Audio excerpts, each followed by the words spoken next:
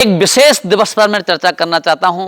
वह विशेष दिवस है नव वर्ष 1 जनवरी, जैसा कि आप मानते हो, लेकिन मैं उसे नहीं मानता, क्योंकि मेरे हृदय में, मेरे रगों में हिंदू आर्य वैदिक संस्कृति का खून बहता है।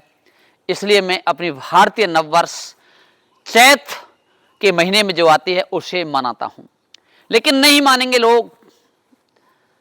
इंस्टाग्राम पर, फेसबुक पर, व्हाट्सएप पर जबरन आप थोपेंगे नववर्ष की हार्दिक शुभ मंगल कामनाएं, नववर्ष की हार्दिक शुभ मंगल कामनाएं। बंधु, बड़ी शर्म की बात है। हम जन्मदिन किसका मना रहे हैं? 25 दिसंबर को ईसा का जन्मदिन था और 1 जनवरी से उसको नववर्ष के रूप में लोग मनाते हैं, जबकि वो नहीं है। वो ईसा का जन्मदिन है, ईसाई मानसिकता वाले लोगों का है, हमारा नहीं।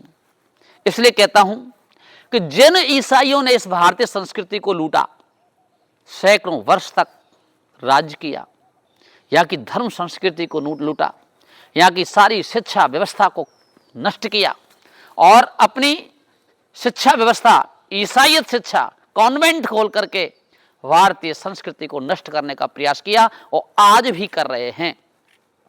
तब मैं कहता हूं उन लोगों से जो 1 जनवरी को नव वर्ष मनाते हैं, क्योंकि मुझे लगता है, मुझे यह शक भी होता है कहीं ऐसा तो नहीं उनकी रगों में ही कहीं ईसाईयत का खून बहता हो।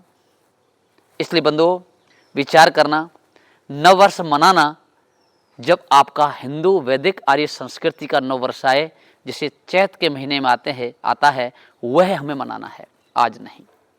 क्योंकि प्रकृति में भी देखो, आपको क्या दिखाई देगा बताओ? नया जैसा क्या दिखाई दे रहा है? आज पेड़ पौधों में जो रंगत दिखाई दे रही है दिसंबर के महीने में, वही जनवरी के महीने में रहने वाली है। पूरी प्रकृति में कुछ नया दिखाई नहीं देता, बल्कि जब चैत का महीना आता है, जो हमारी वैदिक हिंदू आर्य संस्कृति का जो प्रमाणिक नववर्ष आता है, उसमें सब कुछ नया दिखाई देता है। प्रकृति से लेकर के, धरातल से लेकर के और मनुष्य के शरीर पर भी सब कुछ नया दिखाई देता है। मनुष्य के शरीर की त्वचा उस समय बदलती है चैत के महीने में। पेड़ पौधों में नए नए पत्ते आते हैं, पतझड़ समाप्त हो जाता है, नई कोमल कोपलें खिलती हैं, नए नए पुष्प आते हैं। किसान की नई नई फसल घरों में आती हैं।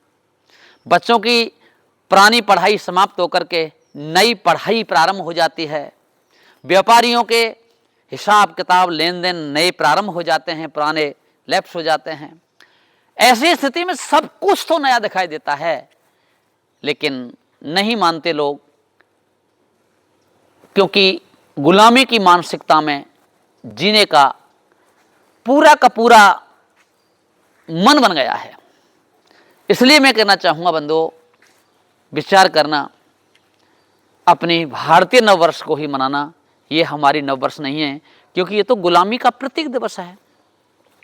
क्योंकि नववर्ष आते ही हमें याद आ जाता है कि हमको कितने वर्षों तक गुलाम बनाए रखा और हम गुलामी में आज भी जी रहे हैं। क्योंकि जब हम अपना नया वर्ष नहीं मना सकते, तो गुलामी का दिवस मनाने का मतलब यही हुआ कि आज भी हम गुलामी मानसिकता के साथ जी रहे हैं। इसलिए मैं कहता हूँ